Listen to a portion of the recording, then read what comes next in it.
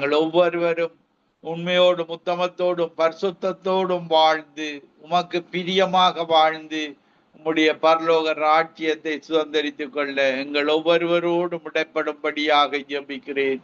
துதி கன மகிமை ஒன்றான மெய்த்தேவனாகிய உமக்கு செலுத்தி ஆண்டவரின் ரட்சகருமாகிய இயேசு கிறிஸ்துவின் நாமத்தில் ஒருவரையும் ஆசீர்வதித்து ஜெபிக்கிறேன்.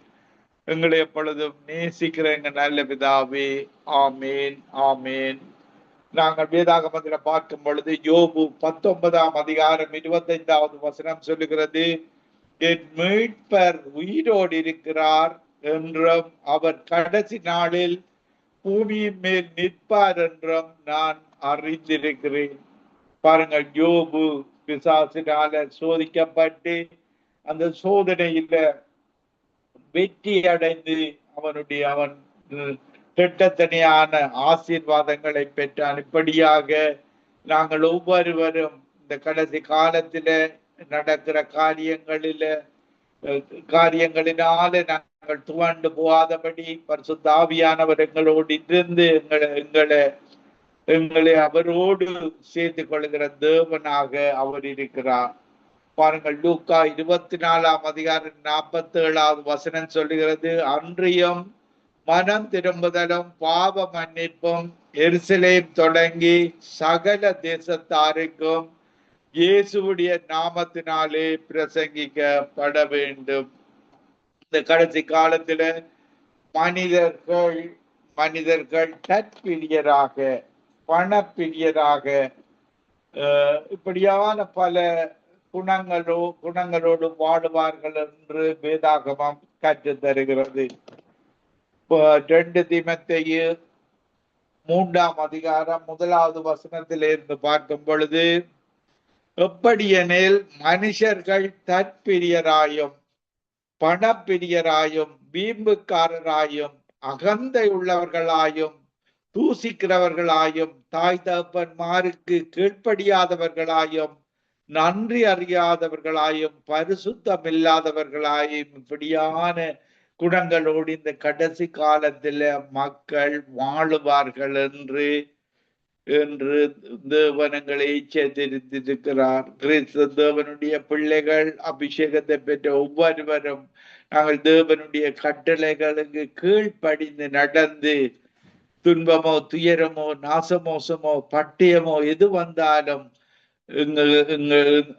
அவர் எங்கள் மேல் வைத்த அன்பை விட்டு பிரியாதபடி நாங்கள் அவர் மேல வைக்கிற அன்பை விட்டு பிரியாமல் வாழ வேண்டும் என்று விரும்புகிறார். பாருங்கள், எப்படி இச்சையடக்கம் இல்லாதவர்கள், கொடுமை உள்ளவர்கள், நல்லோர்களை பகைக்கிறவர்கள், துரோகிகள், துணிகரம் உள்ளவர்கள், இன்றைக்கு நாங்கள் இப்படியான எல்லா விதமான காரியங்களையும் இந்த உலகத்துல பார்க்கக்கூடியதாக இருக்கிறது. நாடுகளுக்கு இடையில நாடுகள் இச்சைப்பட்டு நாடுகளை பிடித்து விட வேண்டும், அவர்களுடைய சொத்துக்களை சூறாடிவிட வேண்டும் என்று நாடுகள் செயற்படுவதை நாங்கள் பார்க்கக்கூடியதாக இருக்கிறது. இப்படியாக மனிதர்களுக்குள்ள, பட்டினங்களுக்குள்ள இப்படியாக ஒவ்வொரு இடத்திலையும் துரோகிகள், துணிகரம் உள்ளவர்கள், இருமாப்புள்ளவர்கள், தேவ பிரியராயிராமல் சுகபோக பிரியவர்களாக இருப்பார்கள்.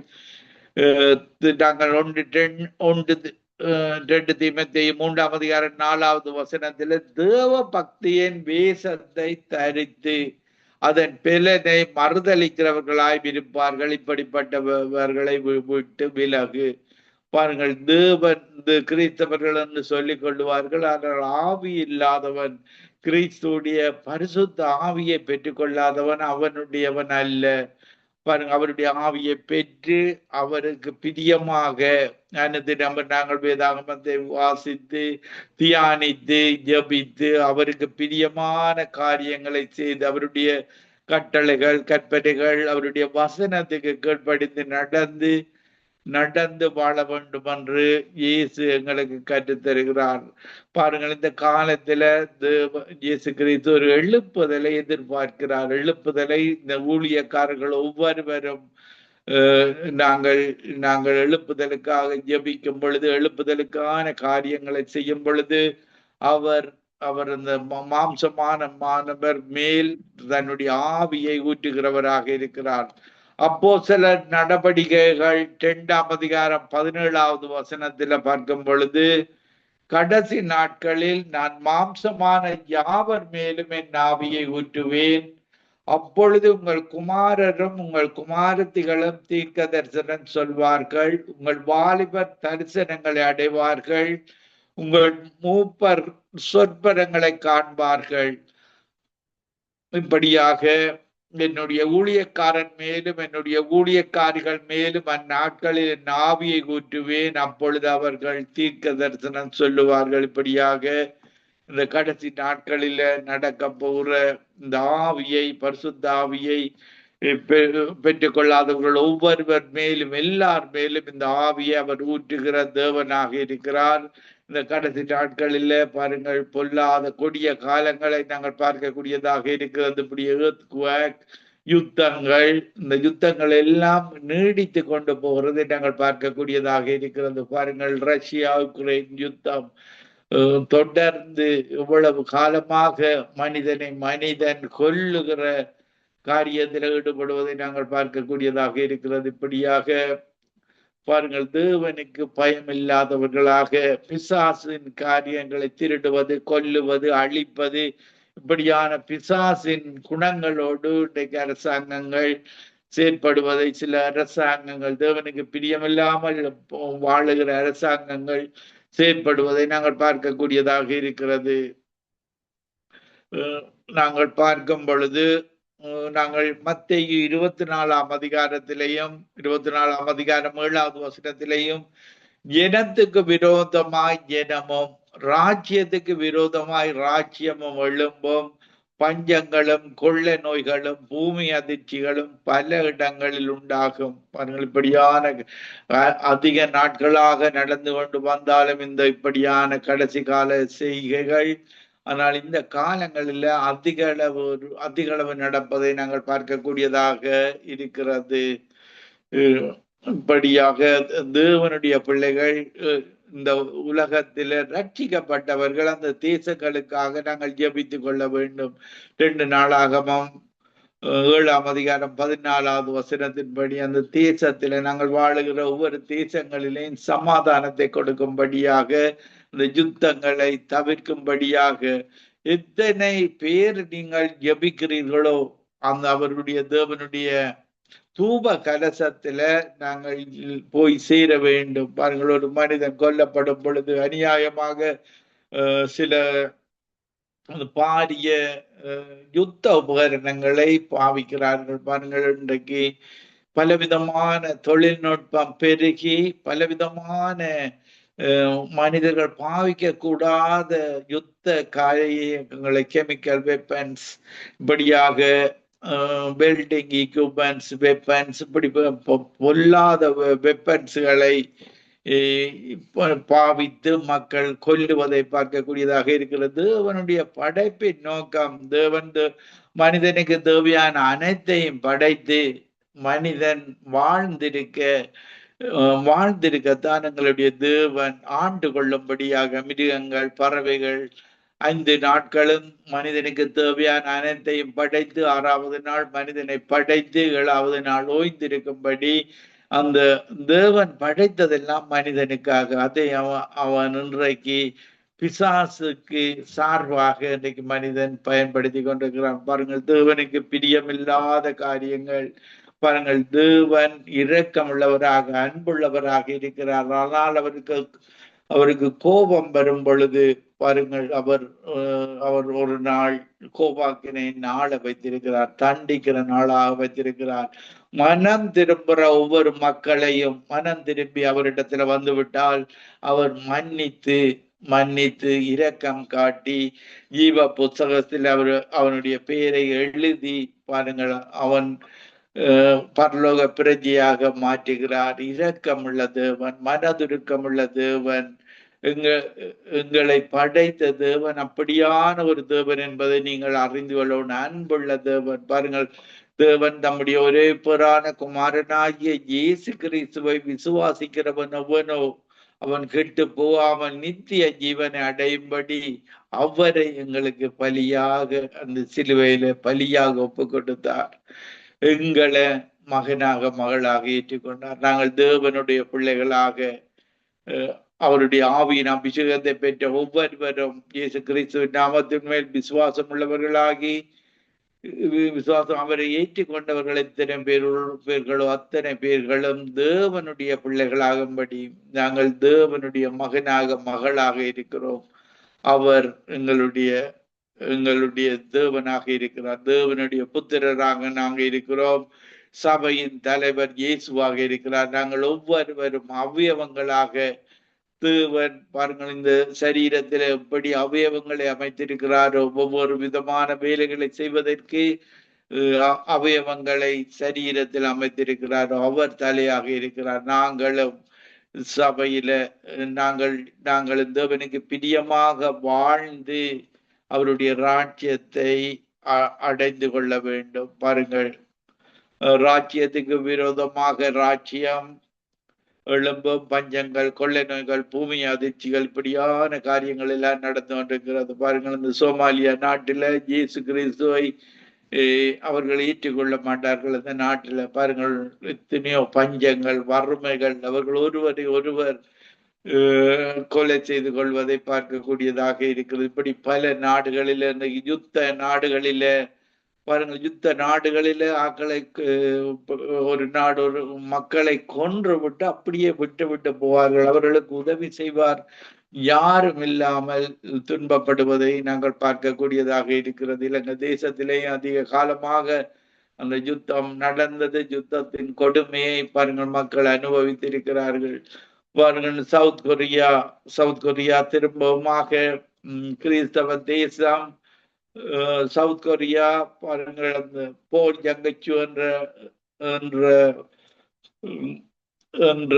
பெண்டகோஸ்ட் பாஸ்டர் மூலமாக அந்த ஒரு புத்திஸ்டான தேசம் கிறிஸ்தவ தேசமாக மாறி இருக்கிறது.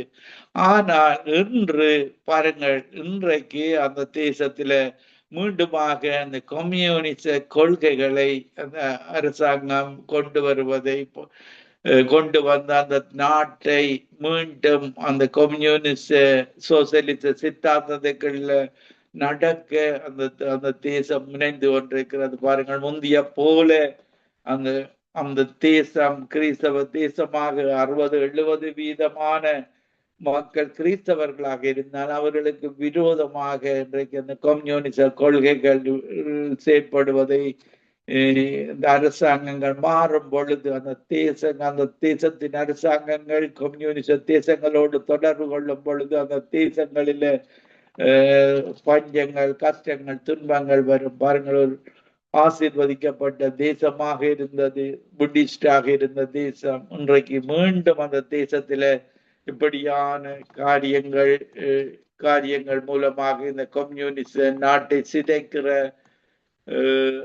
நாடுகளை துன்பப்படுத்துகிற நாடுகளை மீண்டுமாக அந்த நரகத்துக்கு இழுத்து செல்கிற பிசாசுகள் இந்த கடைசி நாட்களில பல தேசங்களில செயற்படுவதை நாங்கள் பார்க்கக்கூடியதாக இருக்கிறது. அமெரிக்கா தேசத்தில கூட இப்படியான கம்யூனிஸ்ட் கொள்கைகள், இன்றைக்கு கனடா தேசத்தில இப்படியான அறியாத சில இளைஞர்களை இன்றைக்கு திருடுகிறது பிசாசு. திருடுவது கொல்வது. இன்றைக்கு கனடாவிலே இளைஞர்கள்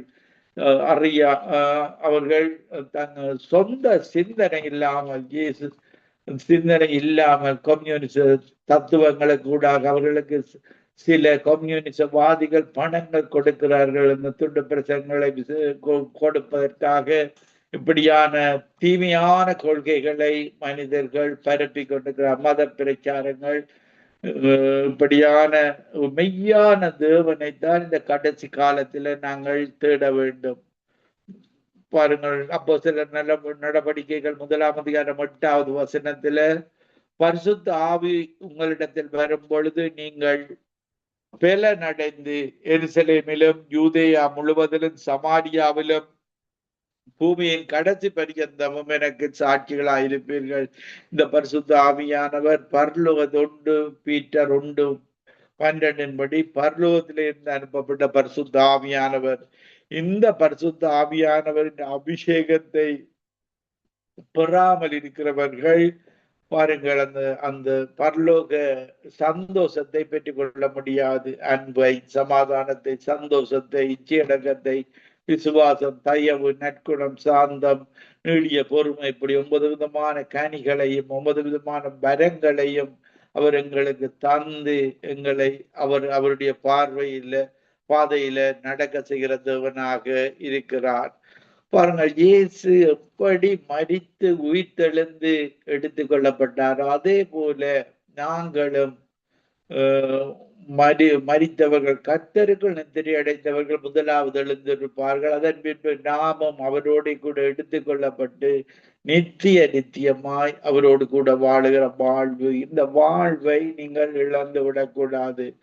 பாருங்கள், அப்போஸ்தலர் நடவடிக்கைகள் 1 அதிகாரம் 9வது வசனத்துல பார்க்கும் பொழுது, இவைகளை அவர் சொன்ன பின்பு அவர்கள் பார்த்து கொண்டிருக்கையில் உயர எடுத்துக் கொள்ளப்பட்டார். அவர்கள் கண்களுக்கு மறைவாக ஒரு மேகம் அவரை எடுத்துக் கொண்டது. பாருங்கள், உயிரோடு எழுந்து அந்த மேகத்துக்கூடாக அவர் பரலோகத்துக்கு செல்வதை நாங்கள் பார்க்கக்கூடியதாக இருக்கிறது. அவர் போகிற போது, அப்போஸ்தலர் நடவடிக்கைகள் 1 அதிகாரம் 10வது வசனத்துல, அவர் போகிற போது அவர்கள் வானத்தை அண்ணாந்து பார்த்து கொண்டிருக்கையில் இதோ வெண்மையான வஸ்திரம் தரித்தவர்கள் 2 பேர் அவர்கள் அருகே நின்று, கலிலேயராகிய மனுஷரே, நீங்கள் ஏன் வானத்தை அண்ணாந்து பார்க்கிறீர்கள்? உங்களிடத்திற்கு வானத்திற்கு எடுத்துக் கொள்ளப்பட்ட இந்த இயேசுவானவர் எப்படி உங்கள் கண்களுக்கு முன்பாக வானத்துக்கு எழுந்தருளி போனாரோ அப்படியே மறுபடியும் வருவார் என்றார்கள். பாருங்கள், இது ஒரு தீர்க்க தரிசன வசனமாக சொல்லப்பட்டிருக்கிறது. அப்போஸ்தலர் காலத்திலே எப்படி மேகங்களுக்கு எடுத்துக் கொள்ளப்பட்டாரோ அப்படியாகத்தான் இயேசு திரும்பவுமாக இடத்திலிருந்து தான் வருகிறார். நாங்கள் பார்க்கும் பொழுது வெளிப்படுத்தின விசேஷத்துல இனி நடக்க போற காரியங்களை சொல்லுகிற வெளிப்படுத்தின விசேஷத்துல சொல்லப்படுகிறது, இதோ மேகங்களுடனே வருகிறார், கண்கள் யாவும் அவரை காணும், அவரை குத்தினவர்களும் அவரை காண்பார்கள், பூமியின் கோத்திரத்தார் எல்லாரும் அவரை பார்த்து புலம்புவார்கள். அப்படியே ஆகும். எப்படி மேகங்கள் எடுத்துக் கொள்ளப்பட்டார் அதே போல மேகங்களுடனே வருகிறார். பாருங்கள், இந்த குத்திரவர்கள் அவர்கள் ஒவ்வொருவர் முழு உயிர்த்தெழுந்து இப்படியாக பார்ப்பார்கள். பூமியின் கோத்திரத்தார் எல்லோரும் அவரை பார்த்து புலம்புவார்கள். அப்படியே ஆகும். இருக்கிறவரும் இருந்தவரும் இனி வருகிறவருமாகிய சர்வ வல்லமை உள்ள கர்த்தர், நான் அல்பாவும் ஒமேகாவும் ஆதியும் அந்தவுமாயிருக்கிறேன் என்று திருவுளம் பெற்றுகிறார். பாருங்கள், இயேசுவும் பிதாவும் பல இடங்களில ஒன்றாக இருக்கிறார்கள். இந்த உலகத்தை படைக்கும் பொழுது, மனிதனை படைக்கும் பொழுது, let us make our image, எங்களுடைய நமது சாயலாக தேவனும் இயேசுடைய சாயலாகவும் நாங்கள் மனிதர்கள் படைக்கப்பட்டார்கள். இப்படியாக நாங்கள் நீதிமொழிகள் 8ஆம் அதிகாரத்திலே பார்க்கும் பொழுது, நான் வானத்தை வட்டணிக்கையிலும் அவர் அருகே, பிதாவின் அருகே இயேசு செல்ல பிள்ளையாக இருந்தார். இப்படியாக இருந்தவர் தான் இயேசு, இருக்கின்றவர் தான் இயேசு, வருகிறவர் தான் இயேசு. அவர்தான் அல்பா, அவர்தான் ஒமேகா, அவர்தான் தொடக்கம், அவர்தான் முடிவு. இந்த உலகத்தை உருவாக்கிற தேவன் பிதாவும் இயேசுவும் உருவாக்கினவர்கள். இப்படியாக இயேசு, நானும் பிதாவும் ஒன்றாக இருக்கிறவர்கள், பரிசுத்த ஆவியானவர், இந்த மூன்றும் ஒன்றாக இருக்கிறார்கள். அந்த பரிசுத்த ஆவியானவர் தான் இன்றைக்கு எங்களுக்குள்ள வாசம் செய்கிறார். தொடக்கத்தை, உலகத்தை உருவாக்கினவர், சூரியன் சந்திரனை உருவாக்கினவர். வெளிப்படுத்தினர் விசேஷம் 21ஆம் அதிகாரம் 1வது வசனத்திலேயும் அவர்தான் சூரியனை படைத்தவர், சந்திரனை படைத்தவர். அவர்தான் புதிய வானம் புதிய பூமியை படைத்து இந்த 1000 வருட ஆட்சியை எங்களுக்கு தருகிறவர். இப்படியான தேவன் தான் மெய்யான தேவன். இன்றைக்கு வேதாகமம் சொல்லுகிறது, வானத்தையும் பூமியையும் உண்டாக்காத தெய்வங்கள். இன்னைக்கு மதங்களில பார்க்கிற தெய்வங்களை எல்லாம் மனிதர்கள் உருவாக்கின தெய்வங்களாக. பாருங்க, நீங்க நன்றாக ஆராய்ந்து பார்த்தால் இந்த வானத்தையும் பூமியையும் உண்டாத தெய்வங்கள் தான் இன்றைக்கு மதங்களாக இல்லாத பல தேசங்களில மூதாதியர்கள் ஆரம்ப கால மூதாதியர்கள் செய்த தவறினூடாக அந்த மதங்கள் வளர்ந்து வருவதை நாங்கள் பார்க்கக்கூடியதாக இருக்கிறது. நாங்கள் ஆபிரகாமின் தகப்பன் இன்றைக்கு ஒரு மத சிலை வழிபாடுள்ள சிலை செய்து வியாபாரம் செய்கிறவனாக அபிரகாமுடைய தகப்பன் குடும்பம் இருந்தது. பாருங்கள், அந்த குடும்பத்தில இருந்துதான் மத வழிபாடுள்ள சிலை வழிபாடுள்ள ஒரு கிட்டத்தட்ட இந்து விக்கிர ஆராதனை உள்ள மதங்களில் இருந்துதான்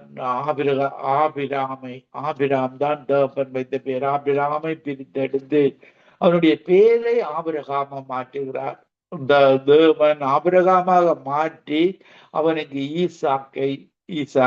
ஈசாக் பிள்ளையாக பிறக்கிறார். ஆபிரகாமுக்கும் அவனுக்கு சாராய்க்கு பிறந்த பிள்ளைதான் ஈசாக். இப்படியாக தேவனுடைய சித்தத்தின் பிள்ளையாக ஆபிரகாமின் பிள்ளைதான் வாக்குத்தத்தத்தின் பிள்ளையாக பிறப்பதை நாங்கள் பார்க்கக்கூடியதாக இருக்கிறோம். ஆனால் ஆபிரம் தகப்பன் வைத்த பேரில் பிறந்த பிள்ளை தான் இஸ்மாயில். ஆபிராமும் அந்த அந்த வேலைக்கார ஆபிராம் வீட்டில் இருந்த வேலைக்கார பெண்ணுக்கும் உள்ள மகன் தான் இஸ்மாயிலாக இன்னைக்கு முஸ்லிம் சந்ததியாக 12 தேவன் அவர்களையும் ஆசீர்வதித்திருக்கிறார். 12 கோத்திரங்களாக நாங்களும் இஸ்ரவேல் ஜனங்களும் ஈசாக்கின் சந்ததியாக ஆபிரகாம் ஆசீர்வதிக்கப்பட்ட சந்ததிகளாக நாங்கள் வந்திருக்கிறோம். பாருங்கள், ஆபிரகாமின் சந்ததி இஸ்ரவேல் சந்ததியாக இருக்கிறது. இப்படியாக ஆபிரகாமின் சந்ததி தாவீது கூடாக இயேசு கிறிஸ்து கூடாக கிறிஸ்தவர்களும் ஆபிரகாமின் சந்ததியாக மரத்தில் தூக்கப்பட்ட எவனும் சபிக்கப்பட்டவன் என்று எண்ணுகிறபடி எங்களுடைய சாபங்களை எல்லாம் சிலுவையில சுமந்து இயேசு கிறிஸ்து சுமந்து ஆபிரகாமுக்குரிய சகல ஆசீர்வாதங்களும் இன்றைக்கு பரிசுத்தாவியை பெற்ற கிறிஸ்தவர்களுக்கு கிடைத்திருக்கிறது. இப்படியாக வருகிறது. ஆனால் இஸ்மாயில் சந்ததி இன்றைக்கு முகமதிய சந்ததி அவர்கள் புதிய ஏற்பாட்டை அவர்கள் படித்து ரட்சிப்பை பெற்றுக் கொள்ள வேண்டும். தேவனுக்கு பிரியமாக நடந்து இயேசு கிறிஸ்து ஆபிரகாமின் சந்ததி கூடாக பிறந்தவர். அவர்தான் ரட்சிக்கிற ஒரே ஒரு தெய்வம் என்பது அப்போஸ்தலர் 4:12 சொல்லப்படுகிறது. ரட்சிக்கப்படுவதற்கு கொடுக்கப்பட்ட ஒரே ஒரு நாமம் ஆண்டவராகிய இயேசு கிறிஸ்து நாமம். இந்த நாமம் ஆபிரகாமின் சந்ததி கூட தான் வருகிறது. சந்ததி கூடாக வருகிறது தான் இஸ்மாயில் சந்ததியாக இருக்கிறது. கேகாருக்கும் வேலைக்கார பெண்ணுக்கும் ஆபிரகாமுக்கும் பிறந்த பிள்ளையாக இஸ்மாயில் அவனோட துஷ்ட பிள்ளையாக ஈசாக்கு விரோதமாக அவன் செயற்படுவதை பார்க்கக்கூடியதாக இருக்கிறது. 1 தெசலோனிக்கேயர் 4 14 வசனத்திலேயும் இயேசுவானவர் மரித்து பின்பு எழுந்திருந்தார் என்று விசுவாசிக்கிறோமே, அப்படியே இயேசுவுக்குள் நெத்திரி அடைந்தவர்களையும் தேவன் அவரோடு கூட கொண்டு வருவார். இயேசுக்குள்ள நெத்திரி அடைந்த ஒவ்வொருவரையும் இயேசு மீண்டுமாக வரும் பொழுது அவர்களையும் கொண்டு வருவார். அடுத்த வசனத்திலே பார்க்கும் பொழுது, ஏனெனில் கர்த்தர் தாமே ஆரவாரத்தோடும் பிரதான தூதனுடைய சத்தத்தோடும் தேவ எக்காலத்தோடும் வானத்திலிருந்து இறங்கி வருவார். அப்பொழுது கிறிஸ்துவுக்குள் மரித்தவர்கள் முதலாவது எழுந்திருப்பார்கள். பாருங்கள், யார் அந்த மெய்யான தேவனாகிய கிறிஸ்துவை இரட்சகராக ஏற்றுக்கொண்டார்களோ அவர்கள் முதலாவது எழுந்திருப்பார்கள். பின்பு உயிரோடு இருக்கும் நாமும் கர்த்தருக்கு எதிர்கொண்டு போக மேகங்கள் மேல் அவர்களோட கூட ஆகாயத்தில் எடுத்துக் கொள்ளப்பட்டு விதமாய் எப்பொழுதும் கர்த்தருடனே இருப்போம். அவர்கள் இப்படியான ஒரு வாழ்வை, இயேசுவோடு வாழ்கிற வாழ்வை நீங்கள் இழந்து விடக்கூடாது. தீமைகளை செய்வதன் மூலமாக தொடர்ந்து பாவத்தில வாழுவதன் மூலமாக தொடர்ந்து இந்த துரைத்தனத்தின் ஆவிகள் எபேசியர் 6:12 சொல்லப்படுகிறது. இன்றைக்கு பல மக்களிடத்துல, பல அரசாங்கங்களிடத்துல எல்லாம் தவறான ஆவிகள் காணப்படுகிறது. நாங்கள் எபேசியர் 6 அதிகாரம் 12வது வசனத்துல துரைத்தனத்தின் ஆவிகள், அதிகாரத்தின் ஆவிகள், வானமண்டலத்தில் உள்ள பொல்லாத ஆவிகளின் சேனைகள், இவைகளோடு எங்களுக்கு போராட்டம் உண்டு. பாருங்கள், இப்படியான ஆவிகள் மனிதர்களுடைய கண்களை குருடாக்கி தீமையை நன்மை என்று அவர்களுக்கு பாருங்கள், அதிக காலம் அடிமைப்பட்டிருந்தால் அந்த அடிமைத்தனம் ஒரு அடிமைதான் அவர்களுக்கு விருப்பமாகிவிடும். பாருங்கள், இப்படித்தான் அடிமை பழகி விடுவார்கள் அவர்கள். இப்படித்தான் மூதாதையர்கள் எங்களுடைய பழைய மூதாதையர்கள் மத வழிபாடுகள் உள்ளவர்களாக இருந்தது நிமித்தம் அந்த மத வழிபாட்டு அடிமைத்தனம் இன்றைக்கு வரைக்கும், ஆபிரகாமின் காலத்தில் இருந்து இன்றைக்கு வரைக்கும் அந்த மத வழிபாடு அடிமைத்தனம், மத அதிகார காரியங்கள் நடந்து கொண்டுதான் இருக்கின்றன. பாருங்கள், ஆனால் இயேசு ஆபிரகாமை பிரித்தெடுக்கிறார். இப்படித்தான் ஒவ்வொரு மதங்கள் உள்ள மக்களும் இயேசு கிறிஸ்துவிடத்துல வந்து அந்த ரட்சிப்பை பெற்றுக்கொள்ள வேண்டும். அவர் மன்னிக்கிற தேவனாக இருக்கிறார்.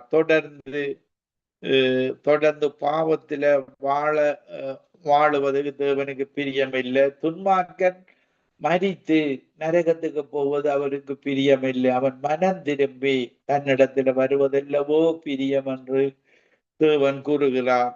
பாருங்கள், நாங்கள் 1 கொரிந்தியர் 6 அதிகாரம் 9வது வசனத்திலேயும், அநியாயக்காரர் தேவனுடைய ராஜ்யத்தை சுதந்திரிப்பதில்லை என்று அறியீர்களா? வஞ்சிக்கப்படாதிருங்கள். வேசி மார்க்கத்தாரும், விக்கிர ஆராதனைக்காரரும், விபச்சாரரும், சுய புணர்ச்சிக்காரரும், ஆண் புணர்ச்சிக்காரரும், திருடரும், பொருளாசைக்காரரும், வெறியரும், உதாசீனரும், கொள்ளைக்காரரும் தேவனுடைய ராஜ்யத்தில் சுதந்திரிப்பதில்லை. தொடர்ந்து இப்படியான பாவத்தில வாழக்கூடாது என்று தேவன் விரும்புகிறார். இரக்கமுள்ளவராக அவரிடத்துல மனம் திரும்பி வரும் பொழுது இருதயபூர்வமாக மனம் திரும்பி வாழ்ந்துவிட வேண்டும். ஆண்டவரே இயேசுவே, எனக்கு உதவி செய். நீங்கள் தான் அவரிடத்துல கேட்க வேண்டும்.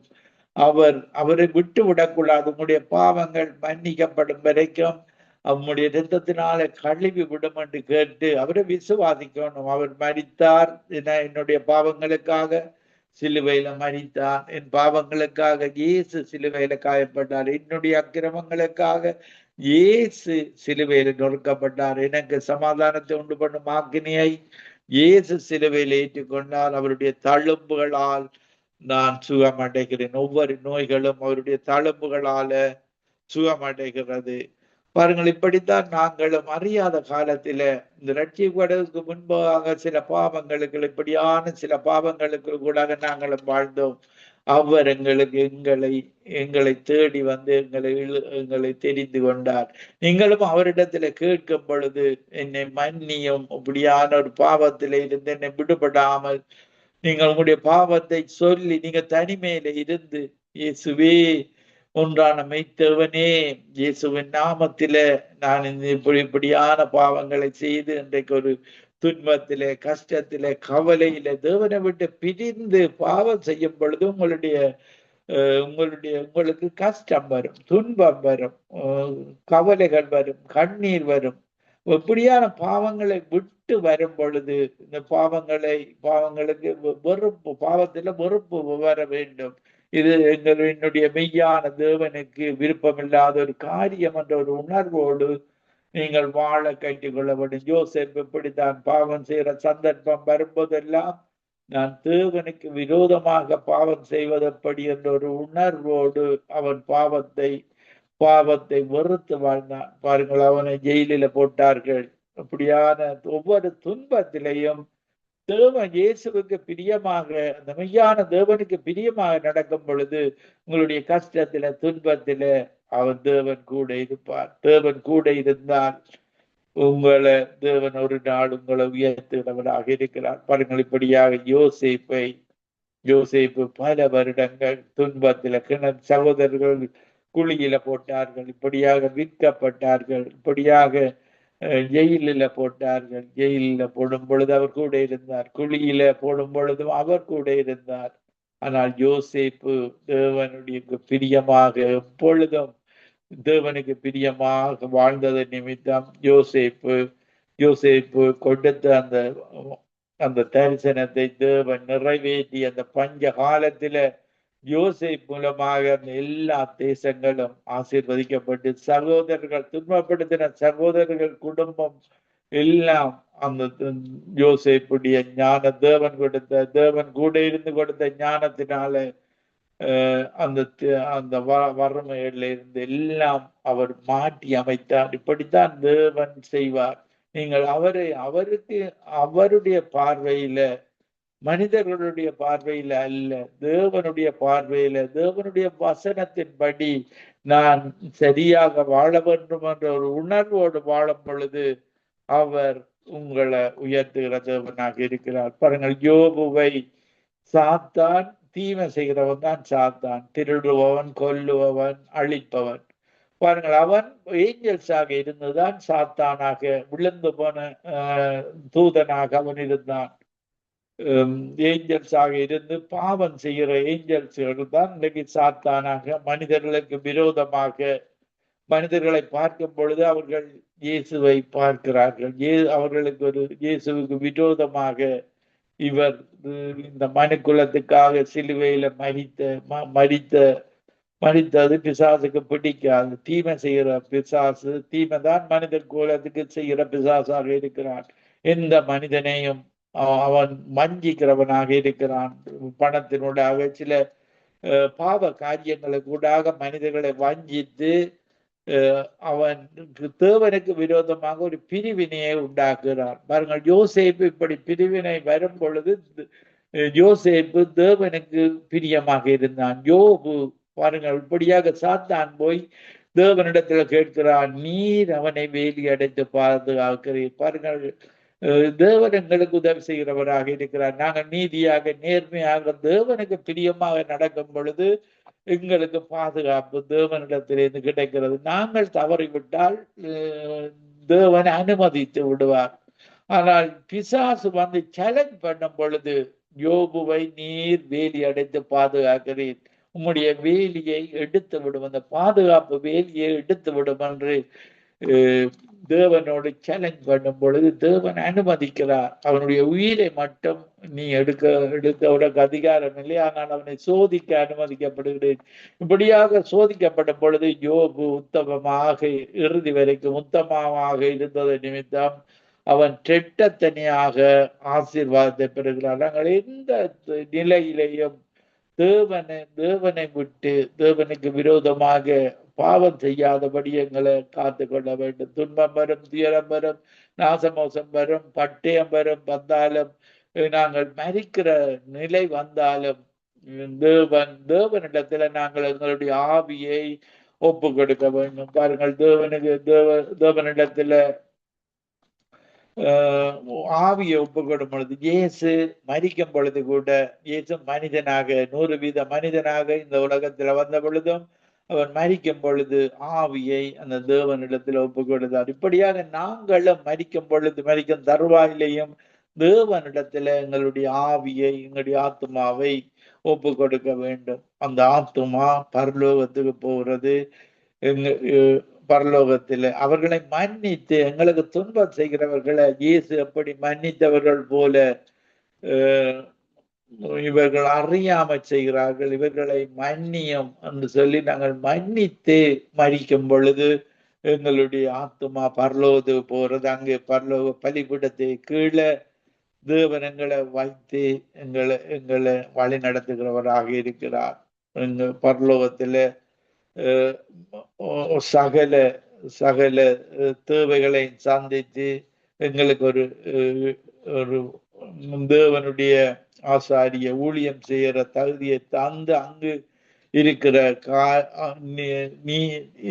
அங்கு தருகிறார். எங்களுக்கு அந்த இடத்துல ஒரு உயர்வை தருகிறார். இயேசுவுக்காக நாங்கள் நிற்கும் பொழுது துன்பம், துயரம், நாசமோசம், பட்டயம் எதுவும் அவருடைய அன்பை விட்டு எங்களை பிரிக்க முடியாது. அவருடைய அந்த பரிசுத்த ஆவி எங்களுக்கு ஒரு தைரியத்தை தரும். அந்த தைரியத்துல தான், பரிசுத்த ஆவியானவருடைய தைரியத்துல தான் நாங்கள் ஊழியத்தை செய்ய வேண்டும். நாங்கள் ரோமர் 5:5 பார்க்கும் பொழுது பரிசுத்த ஆவி எங்களுக்குள்ள இருந்து அந்த தைரியத்தை தருகிறவராக இருக்கிறார். வெளிப்படுத்தின விசேஷம் 21 வசனத்திலே நாங்கள் அன்பு இருந்தால், எங்களுடைய தேவன்ல அன்பு இருந்தால் எங்களுக்கு பயங்கள் எல்லாவற்றையும் எடுத்து போடுவார். தேவன் நமக்கு பயமுள்ள ஆவியை கொடாமல் அன்பும் பலமும் தெளிந்த புத்தியும் உள்ள ஆவியை கொடுக்கிறார்.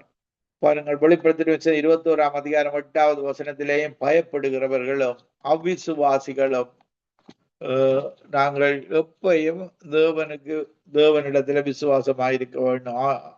பயப்படுகிறவர்களும் அவிசுவாசிகளும் இன்றைக்கு மதங்களில் இருக்கிறவர்கள், அருவருப்பானவர்கள், கொலை பாதகர், விபச்சாரக்காரர், சூனியக்காரர், இப்படியாக தொடர்ந்து இந்த பாவத்தில வாழுகிற மக்கள் அவருடைய ராஜ்யத்தை சுதந்திரித்துக் கொள்ள முடியாது என்று பாருங்கள். பயப்படுகிறவர்கள், அவிசுவாசிகள், அருவருப்பானவர்கள், கொலை பாதகர்கள், விபச்சாரர், சூனியக்காரர், விக்கிராராதனைக்காரர், பொய்யர் அனைவரும் 2ஆம் மரணமாகிய அக்கினியின் கந்தம் இருக்கிற கடலிலே பங்கடைவார்கள். இதுதான் ஃபைனல் ஜட்ஜ்மெண்டாக இருக்கிறது. இந்த ஜட்ஜ்மெண்ட்ல இருந்து நாங்கள் தப்பித்துக் கொள்ள வேண்டும்.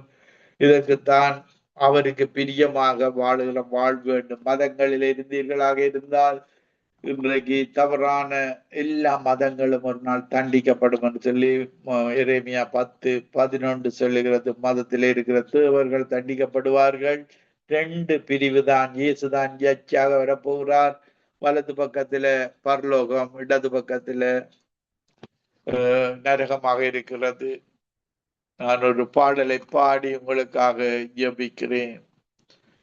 உயிரோடு ஓர் உயிராக ஒன்றில் ஒன்றாக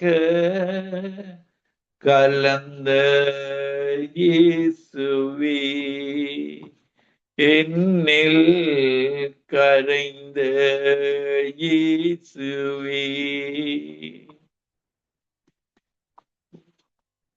வாழ்வே நீர்தானையா,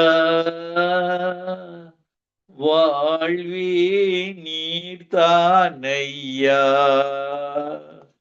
என் இயேசுவே, என் ஜீவனே, என் ஜீவனின் பெலனும் ஆனவர், என் வாழ்க்கையின் ஒளி விளக்கே, நீர் போதுமே என் வாழ்விலே, வாழ்வே நீர்தானையா, என் வாழ்வே நீர்தானையா, நீர் மாத்திரம் இல்லை என்றால் மனிதர்கள் உயிரோடு விளங்கியிருப்பார்கள். நீர் மாத்திரம் இல்லை என்றால் மனிதர்கள் உயிரோடு விளங்கியிருப்பார்கள். நிற்பதுமே நிலைப்பதுமே கிருபையினால் தான் வாழ்கின்றேனே, வாழ்வே நீர்தானையா, என் வாழ்வே நீர்தானையா, 4 திசையில் அலைந்தேன் திரிந்தேன், ஆறுதல் சொல்ல யாருமே இல்லை, உன்னதமானவர் மறைவினில் வந்தேன், நிம்மதி நிம்மதி அடைகின்றேனே, உன்னதமானவர் மறைவினில் வந்தேன், நிம்மதி நிம்மதி அடைகின்றேனே, வாழ்வே நீர்தானையா, என் வாழ்வே நீர்தானையா. மாறி போகும் உலகினிலே மாறாத தெய்வம் நீர்தானே ஐயா. மாறி போகும் உலகினிலே மாறாத தெய்வம் நீர்தானே ஐயா. கிருபையின் மேலே கிருபையை தந்து கிருபையின் மேலே கிருபையை தந்து நிர்மூலமாகாமற் காத்தீரையா. வாழ்வே நீர்தானையா. வாழ்வே நீர்தானையா. ஆண்டவரே, இந்த நிகழ்ச்சியை கேட்டுக்கொண்டிருக்கிற ஒவ்வொரு மக்களுக்காக ஜெபிக்கிறேன். ஆண்டவரே, உம்முடைய வருகையில இந்த மக்கள் ஒருவரும் விடுபட்டு போகாதபடி விசேலமாக ஒவ்வொரு தமிழ் மக்களும் எந்தெந்த கண்ணங்களில் வாழ்ந்து கொண்டிருக்கிறார்கள் அத்தனை மக்களும் அப்போ சில 4:12 ரட்சிக்கப்படுவதற்கு கொடுக்கப்பட்ட ஒரே ஒரு நாமம் இந்த உலகத்துல ஆண்டவராகிய இயேசு கிறிஸ்துவின் நாமம் என்பதை அறிந்து கொண்டு தேவனுடைய ஆவியாகிய பரிசுத்த ஆவியை பெற்று பரலோகத்திலே அனுப்பப்பட்ட பரிசுத்த ஆவியானவர் இந்த நேரத்தில் ஒவ்வொருவர் மேலும் இடைப்படும்படியாக அப்பத்தை கேட்டால் கல்லை கொடுப்பேரா, மீனை கேட்டால் பாம்பை கொடுப்பேரா, பொல்லாதவர்களாகிய உலக அப்பாக்கள் தங்கள் பிள்ளைகளுக்கு நல்ல ஈவுகளை கொடுக்கும் பொழுது பரமபிதா இந்த நேரத்துல பரிசுத்த ஆவியினால ஒருவரை நிரப்புவது அதிக நிச்சயம் அல்லவா. இந்த name of Jesus, mighty name of Jesus, holy name of Jesus, Yeshua, Jehovah, merciful God, ministering angels, பரிசுத்த ஆவியானவரை அனுப்பி ஒவ்வொருவரை நிரப்புவீராக. உம்முடைய அன்பினால, இரக்கத்தினால, பரிசுத்தத்தினால பரிசுத்தமாக ஒவ்வொருவரையும் மாற்றும்படியாக ஜெபிக்கிறேன். பரிசுத்தர் பரிசுத்தர் பரிசுத்தர், சரிகளின் தேவன் பரிசுத்தர், வானமும் பூமியும் அது மகிமையால் நிறைந்துள்ளன. ஒவ்வொருவரையும் பரிசுத்தமாக்கும். நாங்கள் பரிசுத்தம் இல்லாமலும் தரிசிக்க முடியாது. ஒவ்வொருவரும் பரிசுத்த ஆவியின் அபிஷேகத்தை பெற்று இந்த 5 கண்ட மக்களும் ஒரு எழுப்புதலை காண இயேசுதான் வழியும் சத்தியமும் ஜீவனும் என்பதை 5 கண்ட மக்களும் விசேடமாக இந்த நிகழ்ச்சியை கேட்டுக்கொண்டு ஒவ்வொரு தமிழ் மக்களும் எந்தெந்த கண்டங்களில் வாழ்ந்தாலும் அந்தந்த தெய்வங்களை விட்டு மெய்யான தேவனிடத்தில இயேசு கிறிஸ்துவாகிய இரட்சகரிடத்தில எனக்காக அந்த சிலுவை மரணத்தில மரித்தார். என்னுடைய பாவத்துக்காக, என்னுடைய சாபத்துக்காக, என்னுடைய அக்கிரமத்துக்காக நான் இனி அவரை சிலுவையில் அறையக்கூடாது. ஆண்டவரே, என்னை மன்னியும் என்று கேளுங்கள். என்னை மன்னியும், எங்களை மன்னித்தது போல இந்த நிகழ்ச்சியை கேட்டுக்கொள்கிற ஒவ்வொரு மக்களை, ரட்சிக்கப்படாத ஒவ்வொருவரையும் மன்னித்து உம்முடைய பிள்ளைகளாக சேர்த்துக்கொள்ளும். அவர்களை மனம் திரும்ப அறியாமை உள்ள காலங்களை தேவன் மன்னிக்கிறவராக இருக்கிறார். ஆண்டவரே, அவர்களை மன்னித்து உம்முடைய பரிசுத்த ஆவியினால் நிரம்பி ஒவ்வொருவரையும் இழுத்துக் கொள்வீராக. அந்த கவலை இல்லாத, கண்ணீர் இல்லாத, துக்கம் இல்லாத, மரணமே இல்லாத ராட்சியத்தில ஒவ்வொருவரும் வந்து நித்தியமான வாழ்வை பெற்றுக் கொள்வார்களாக. துதி கன மகிமை ஒன்றான மித்தவனாய் உமக்கை செலுத்தி ஆண்டவரின் இரட்சகருமாகிய இயேசு கிறிஸ்துவின் நாமத்தில் ஒருவரையும் ஆசீர்வதித்து ஜெபிக்கிறேன். எங்களை எப்பொழுது நேசிக்கிறேன் நல்ல பிதாவே. ஆமீன், ஆமீன், ஆமீன்.